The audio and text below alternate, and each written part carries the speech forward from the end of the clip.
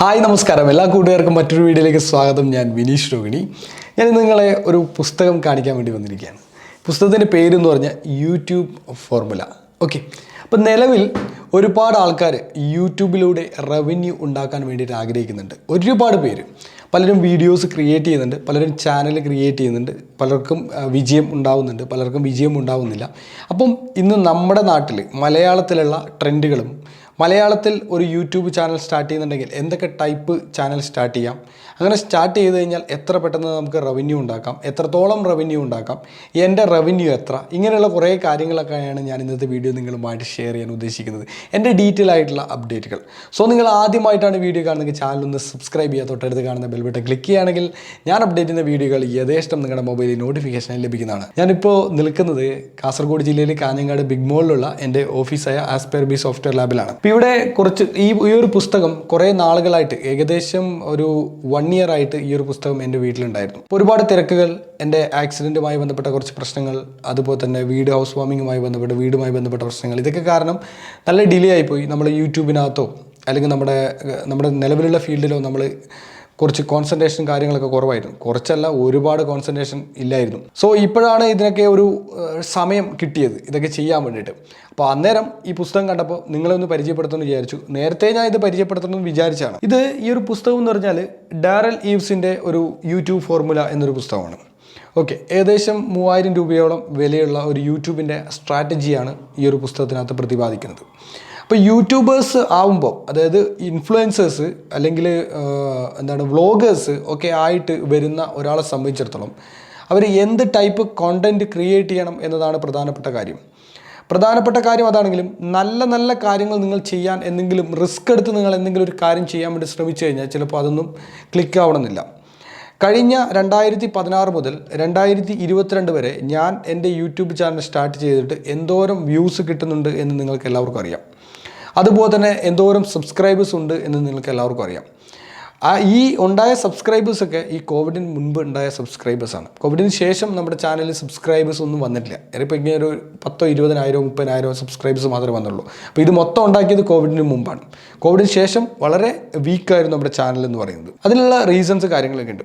യൂട്യൂബിൻ്റെ അൽഗോരിതം തന്നെ കംപ്ലീറ്റ് മാറി മറിയുന്ന രീതിയിലാണ് അതിൻ്റെ ഒരു വലിയൊരു ബൂമിങ് ഈ യൂട്യൂബിൽ ഉണ്ടായത്.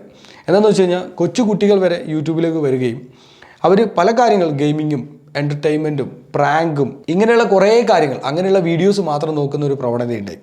ആരും എഡ്യൂക്കേഷന് പ്രധാനമായിട്ടും ഒരു സാധ്യതയൊന്നും കൊടുത്തിട്ടില്ല. ഒരുപാട് നല്ല നല്ല കാര്യങ്ങൾ പറയുന്ന ഒരുപാട് ഇൻഫ്ലുവൻസേഴ്സ് ഉണ്ട്, പക്ഷേ അവർക്കൊന്നും കൃത്യമായിട്ടുള്ള ഒരു റീച്ച് അവർക്ക് ഉണ്ടാക്കിയെടുക്കാൻ പറ്റില്ല. അപ്പം ഇതെനിക്ക് മനസ്സിലാവുന്ന കാര്യമാണ്. നേരത്തെ 2018-ലും 2019-ലൊക്കെ നമ്മൾ ഒരുപാട് ട്രെയിനിങ് പ്രോഗ്രാംസ് പല സ്ഥലങ്ങളിൽ കേരളത്തിൽ നമ്മൾ സംഘടിപ്പിച്ചിട്ടുണ്ട്. ഒരുപാട് ഇൻഫ്ലുവൻസേഴ്സ് വന്നിട്ടുണ്ട്. അതായത് അന്നവർ ഇൻഫ്ലുവൻസർമാരൊന്നല്ല, അന്നവർ ഫ്രഷേഴ്സാണ്. ഇന്നവർ മില്യൺസിന് മേളിൽ വ്യൂസ് ഉള്ള ഇൻഫ്ലുവൻസർമാരായിട്ട് മാറിയിട്ടുണ്ട്. അതുപോലെ തന്നെ ചിലർക്ക് 100,000-ന് മേളിൽ ലക്ഷക്കണക്കിന് സബ്സ്ക്രൈബേഴ്സ് ഉള്ള ആൾക്കാരായി മാറിയിട്ടുണ്ട്. അതിൻ്റെയൊക്കെ പ്രധാനപ്പെട്ട കാര്യം അവരെടുത്ത നീച്ചാണ്, അവരെടുത്ത കണ്ടൻറ്റാണ്. അപ്പോൾ നമ്മളൊരു ഒരു യൂട്യൂബർ ആവണം, ഒരു വ്ളോഗർ ആവണം, ഒരു ഇൻഫ്ലുവൻസർ ആവണം എന്ന് ആഗ്രഹിച്ചു കഴിഞ്ഞാൽ ആദ്യം തന്നെ ചെയ്യേണ്ട പ്രധാനപ്പെട്ട കാര്യം കണ്ടൻറ്റാണ്. അപ്പോൾ കണ്ടൻറ്റ് എന്ന് പറയുന്നത് ഇന്ന് ആൾക്കാർ ട്രെൻഡിങ്ങിൻ്റെ പുറകെയാണ്. ഒരിക്കലും നിങ്ങൾക്കൊരു പാഷൻ ഉണ്ട്. നിങ്ങൾക്കൊരു പാഷൻ എന്ന് പറഞ്ഞാൽ, ഇപ്പോൾ എൻ്റെ ഒരു പാഷൻ എന്ന് പറഞ്ഞാൽ ഓൺലൈനിലൂടെ എങ്ങനെ ബിസിനസ് ചെയ്യാം, അതിലൂടെ എങ്ങനെ സമ്പാദിക്കാം എന്നതിനെക്കുറിച്ചൊക്കെയാണ്. അതിൽ ഓൺലൈൻ ജോബിലൂടെ തുടങ്ങി ഓൺലൈൻ ബിസിനസ്സിലേക്ക് ഞാൻ ഓൺലൈൻ ബിസിനസ്സിലേക്ക് എത്തി. സോ ഓൺലൈൻ ബിസിനസ്സിനെയാണ് കൂടുതലായിട്ട് ഫോക്കസ് കാര്യങ്ങളൊക്കെ ചെയ്തുകൊണ്ടിരിക്കുന്നത്. അപ്പോൾ അങ്ങനെ ഇത് ചെയ്യുന്ന സമയത്ത് ഇതിനെ താല്പര്യപ്പെടുന്ന ആൾക്കാരുടെ എണ്ണം ലിമിറ്റഡ് ആണ്. പൊതുവെ നമ്മുടെ കേരളത്തിലുള്ള ജനങ്ങൾ അവർക്ക് സമയം എന്ന് പറഞ്ഞത് ഇല്ല, തീരെ സമയമില്ല. പക്ഷേ അവർ സമ്പാദിക്കുന്നുണ്ടോ? വളരെ ലിമിറ്റഡ് ആയിട്ടുള്ള സമ്പാദ്യമാണ്. സമയം തീരെ ഇല്ലാതാനും സമ്പാദ്യം ലിമിറ്റഡാണ്. അങ്ങനെ ഇത്രയും തിരക്ക് പിടിച്ച് ഇത്രയും ബുദ്ധിമുട്ടിയ ലൈഫിൽ കുറച്ചെങ്കിലും സമയം, 1-2 മണിക്കൂർ സമയം അവർക്ക് ലഭ്യമാകുന്നുണ്ടെങ്കിൽ ആ ലഭ്യമാകുന്ന സമയം അവർ യൂട്യൂബിലെ ഷോർട്സ് നോക്കാനും, യൂട്യൂബിലെ പ്രാങ്ക് വീഡിയോസ്, യൂട്യൂബിലെ കുറ്റം പറയുന്ന വീഡിയോസ്, യൂട്യൂബിലെ മറ്റൊന്ന് എൻ്റർടൈൻമെൻറ്റ് വീഡിയോസ്, ഗെയിമിംഗ് വീഡിയോസ്, ഇങ്ങനെയൊക്കെയുള്ള കാര്യങ്ങൾ കാണാനാണ് എല്ലാവരും ശ്രമിക്കുന്നത്. Cooking videos. അപ്പോൾ യൂട്യൂബിനകത്ത് കുറച്ച് ട്രെൻഡിങ് ആയിട്ടുള്ള ടോപ്പിക്സ് ഉണ്ട്. ഇങ്ങനെയുള്ള ടോപ്പിക്സ് മാത്രം നിങ്ങൾ സെലക്ട് ചെയ്ത് നിങ്ങൾ ചെയ്യുകയാണെങ്കിൽ നിങ്ങൾക്ക് നല്ല രീതിയിൽ യൂട്യൂബിനകത്ത് ശോഭിക്കാൻ പറ്റും. വിചാരിച്ചാൽ 3 മാസം കൊണ്ട് നിങ്ങൾക്ക് 1 million സബ്സ്ക്രൈബേഴ്സിനെ ക്രിയേറ്റ് ചെയ്യാൻ പറ്റും. 1 ലക്ഷം അല്ല, ഞാൻ പറഞ്ഞ 1 million, 0 to 1 million 3 months മതി. അപ്പോൾ അതിനൊരു വെറൈറ്റി ആയിട്ടുള്ള ഒരു രീതി നിങ്ങൾ സെലക്ട് ചെയ്യണം. പ്രാങ്ക്, അല്ലെങ്കിൽ എൻ്റർടൈൻമെൻറ്റ്, ഗെയിമിംഗ്, കുക്കിംഗ്, അല്ലെങ്കിൽ ട്രാവൽ, അല്ലെങ്കിൽ ഇത്തരത്തിലുള്ള എന്താ പറയുക മറ്റുള്ളവനെ കുറ്റം പറയാം. മറ്റുള്ളവനെ കുറ്റം പറയുക എന്ന് പറഞ്ഞു കഴിഞ്ഞാൽ തൊട്ടടുത്ത വീട്ടുകാരെ കുറിച്ച് അഭിപ്രായം, അല്ലെങ്കിൽ ഡേ ഇൻ മൈ ലൈഫ്, നമ്മുടെ ലൈഫിലെ കുറേ കാര്യങ്ങളൊക്കെ പറയുക, അല്ലെങ്കിൽ മറ്റുള്ള ആൾക്കാരെ പറയുക. എന്തെങ്കിലുമൊക്കെ ഒരു സംഭവം ഉണ്ടായി നിങ്ങളുടെ അഭിപ്രായമാണ് അത് പറയുന്നത്. കുറ്റം പറയാമെന്ന് ഞാൻ പറഞ്ഞുകൊണ്ട് പ്രത്യേകിച്ചിട്ട് വേറെ നെഗറ്റീവായിട്ട് കാണേണ്ട ആവശ്യമൊന്നുമില്ല.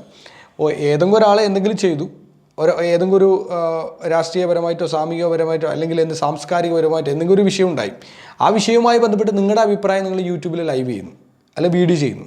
ആ ഒരു സംഭവം പറയുന്നു, ഇന്നലെ അവർ പറഞ്ഞത് ശരിയായില്ല, അങ്ങനെ എന്നൊക്കെ പറഞ്ഞ് നിങ്ങൾക്ക് എന്ത് വേണം നിങ്ങൾക്ക് പറയാം, നിങ്ങളുടെ അഭിപ്രായം പറയാം. സോഷ്യൽ മീഡിയ ആണല്ലോ. അങ്ങനെ നിങ്ങളുടെ അഭിപ്രായം നിങ്ങൾ അതിനകത്ത് അപ്ലോഡ് ചെയ്യുമ്പോൾ അത് കാണാൻ വേണ്ടി ഒരുപാട് ആൾക്കാർ, കാരണം അതിനെ യോജിക്കാത്ത ആൾക്കാരുണ്ടാവും. എന്തൊരു വിഷയം എടുത്താലും അതിനെ യോജിക്കുന്നവരും യോജിക്കാത്തവരുണ്ടാവും. അപ്പോൾ അങ്ങനെയുള്ള ആൾക്കാർ വന്നിട്ട് കാണാൻ ഒരുപാട് ആൾക്കാർ വരും. അവർ കമൻറ്റും ചെയ്യും, ചാനൽ പെട്ടെന്ന് റീച്ച് ആവും, നല്ല രീതിയിലുള്ള റവന്യൂ നിങ്ങൾക്ക് ഉണ്ടാക്കിയെടുക്കാൻ പറ്റും എന്നുള്ളത് വലിയൊരു ഇമ്പോർട്ടൻ്റ് കാര്യം. ഇത് സബ്സ്ക്രൈബേഴ്സിനും വ്യൂസും വേണ്ട ആൾക്കാരും. നേരെ മറിച്ച് ഇതൊക്കെ ഒരു പാഷനായിട്ട് കാണുന്ന ഒരു വ്യക്തിയെ സംബന്ധിച്ചിടത്തോളം, ഉദാഹരണം എന്നെ പോലെയുള്ളൊരു സംബന്ധിച്ചിടത്തോളം നമുക്കിത് ഇങ്ങനെ ഒരു ടൈം പാസ്സാണ്. നമ്മൾ ഒരുപാട് വർക്കുകൾ കാര്യങ്ങൾ ചെയ്യുന്നുണ്ട്. വർക്കിനിടയിൽ ഇത്തരത്തിലുള്ള ഇടയ്ക്ക് വീഡിയോ കാര്യങ്ങളൊക്കെ ചെയ്യുക.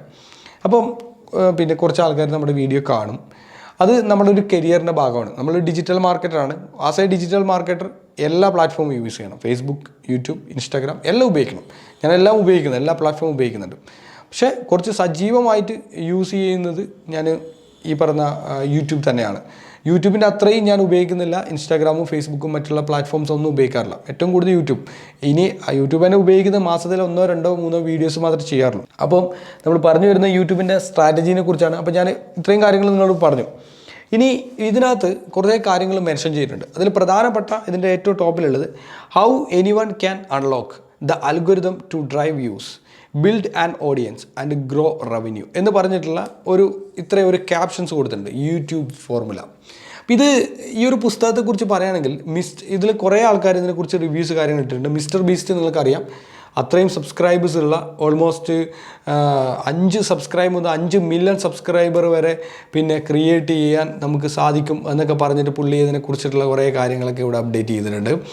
അതുമുതൽ ഒരുപാട് ആൾക്കാർ, ഒരുപാട് മറ്റുള്ള ഇൻഫ്ലുവൻസർമാർ ഒക്കെ ഇതിനെക്കുറിച്ച് റിവ്യൂസ് കാര്യങ്ങളൊക്കെ അവരിട്ടിട്ടുണ്ട്. അപ്പോൾ ഈ ഒരു പുസ്തകം എന്ന് പറഞ്ഞാൽ ഒരു അൽഗോരിതം, കംപ്ലീറ്റ് യൂട്യൂബിൻ്റെ അൽഗോരിതം അറിയിക്കുന്ന അല്ലെങ്കിൽ ഇത് പറഞ്ഞു തരുന്ന ഒരു പുസ്തകമാണ്. കംപ്ലീറ്റ് ഇത് റീഡ് ചെയ്യണം. ഇത് വായിക്കാമെന്ന് വെച്ചാൽ ഒരു പാട് തന്നെയാണ്. ഇത് കൃത്യമായിട്ട് എങ്ങനെയാണ് അതിൻ്റെ റൂട്ട് മാപ്പ്, ഇതെങ്ങനെ പെർഫോം ചെയ്യുന്നു എന്നതിനെക്കുറിച്ചൊക്കെ ഉണ്ട്. അപ്പം ഞാൻ ഈ പുസ്തകത്തിനെ കുറിച്ചിട്ട് കൂടുതൽ പോകുന്നില്ല. വാൾ സ്ട്രീറ്റിൻ്റെ ജേണലിൽ ബെസ്റ്റ് സെല്ലർ പുസ്തകമാണിത്. ഇത് എനിക്ക് തോന്നുന്നത് UK എന്നാണ് വന്നതെന്ന് തോന്നുന്നു. UK എനിക്ക് ആ ഒരു കറക്റ്റ് പ്ലേസ് ഓർമ്മയില്ല കേട്ടോ. കൊറിയർ ചാർജ് നല്ലൊരു എമൗണ്ട് കൊറിയർ ചാർജ് ആയിട്ടുണ്ട്. പുസ്തകത്തിൻ്റെ വില ശരിക്കും $25 മാത്രമേ ഉള്ളൂ USD. പക്ഷേ നമുക്കിതിനേക്കാൾ കൂടുതൽ എമൗണ്ട് ആയി, അറൗണ്ട് $20 എങ്ങാനും ഇതിൻ്റെ കൊറിയറിന് ചാർജ് വന്നിട്ടുണ്ട് ഇന്ത്യയിലേക്ക്. അപ്പം ഞാൻ ഇതിൻ്റെ ഒരു ഷോർട്ടായിട്ടുള്ള കുറച്ച് കാര്യങ്ങൾ പറഞ്ഞുതരാം. ഒന്ന്, ഈ പറഞ്ഞ ഇത്തരത്തിലുള്ള നീച്ച് കണ്ടെത്തുക. അപ്പോൾ നല്ല ആരെങ്കിലും ഏതെങ്കിലും ഒരു ഹിറ്റാവുന്ന ഒരു ടോപ്പിക്സ് ഉണ്ടെങ്കിൽ യൂട്യൂബിൽ ട്രെൻഡിങ്ങുള്ള ടോപ്പിക്കുണ്ട്, ആ ട്രെൻഡിങ്ങിൻ്റെ പുറകെ പോവുക. അത് എന്ത് കേസിലാണോ, അതെ സമൂഹത്തിലെ എന്തെങ്കിലും ഒരു കാര്യമാണെങ്കിലും, കോഴ്സാണെങ്കിലും, അല്ലെങ്കിൽ ഇവിടുത്തെ ജീവിത രീതികളാണെങ്കിലും, ഷെയർ മാർക്കറ്റ് ആണെങ്കിലും, എന്ത് സാധനം എടുത്താലും ട്രെൻഡിങ്ങിൻ്റെ പുറകെ പോയി കഴിഞ്ഞാൽ നമുക്കും അത്യാവശ്യമൊക്കെ അതിൻ്റെ കൂടെ ചെയ്ത് കഴിഞ്ഞാൽ കുറച്ചുകൂടി റവന്യൂ ഉണ്ടാക്കാൻ പറ്റുമെന്നാണ് മെയിനായിട്ടുള്ള കാര്യം. അപ്പോൾ അതുപോലെ തന്നെ നിങ്ങൾ ട്രൈ ചെയ്യാം. എനിവേ, രണ്ടാമത്തെ കാര്യം കൺസിസ്റ്റൻസി. ഇപ്പം എനിക്കൊക്കെ പിന്നെ ഒരിക്കലും സാധിക്കാത്തതും ഇതുവരെ ഞാൻ ചെയ്യാതിരുന്നതായിട്ടുള്ള ഏറ്റവും പ്രധാനപ്പെട്ട കാര്യമാണ് കൺസിസ്റ്റൻസി. റെഗുലറായിട്ട് വീഡിയോ ചെയ്യുക. അത് ആഴ്ചയിൽ 1 അറ്റ്ലീസ്റ്റ് നിങ്ങൾ ചെയ്യുക. ആ ഡേറ്റ് ടൈം കറക്റ്റായിരിക്കണം. അല്ലെങ്കിൽ ഡെയിലി ചെയ്യുന്നവർ ഡെയിലി ചെയ്യാം, അല്ലെങ്കിൽ ആഴ്ചയിൽ ഒരു 3 വീഡിയോ ചെയ്യണം, 3 വീഡിയോ ചെയ്യാം. അങ്ങനെ നിങ്ങളൊരു ടൈം വെക്കുക, ഒരു ഡേറ്റ് വെക്കുക, സ്പെസിഫൈഡ് ആയിട്ട് അതേ ടൈമിങ്ങിൽ വീഡിയോ കൊണ്ടുപോവുക എന്നത് വളരെ ഇമ്പോർട്ടൻ്റ് ആയിട്ടുള്ള ഫാക്ടറാണ്. ചെയ്തേ പറ്റുള്ളൂ എന്നുള്ള തീരുമാനത്തിലാവണം. As a influencer, as a vlogger, ആ രീതിയിൽ. ഇനി മൂന്നാമത്തെ കാര്യം എന്ന് പറഞ്ഞാൽ, നിങ്ങൾക്കിപ്പോൾ വലിയൊരു റീച്ചൊക്കെ നിങ്ങൾക്ക് കിട്ടണം എന്നുണ്ടെങ്കിൽ വളരെ ബ്യൂട്ടിഫുൾ ആയിട്ടുള്ള തമ്പനെയിൽസ്.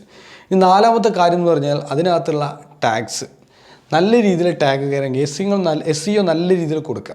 എന്നുവെച്ചാൽ ആരെങ്കിലും ഒരു കാര്യം സെർച്ച് ചെയ്ത് കഴിഞ്ഞാൽ, ഇപ്പോൾ ഒരു കമ്പനിയുടെ പേര് സെർച്ച് ചെയ്ത് കഴിഞ്ഞാൽ, അല്ലെങ്കിൽ ഇപ്പോൾ നാട്ടിൽ വലിയ രീതിയിൽ എന്തെങ്കിലും ഒരു സംഭവം നടക്കുകയാണ്, അപ്പോൾ ആ ഒരു വിഷയം ജസ്റ്റ് ഗൂഗിൾ ചെയ്ത് കഴിഞ്ഞാൽ അല്ലെങ്കിൽ യൂട്യൂബ് ചെയ്ത് കഴിഞ്ഞാൽ അപ്പം തന്നെ അത് ക്രോൾ ചെയ്ത് നിങ്ങളുടെ വീഡിയോ ഫസ്റ്റ് കാണിക്കണമെങ്കിൽ നിങ്ങൾ നല്ല രീതിയിൽ SEO ചെയ്തിട്ടുണ്ടാവണം.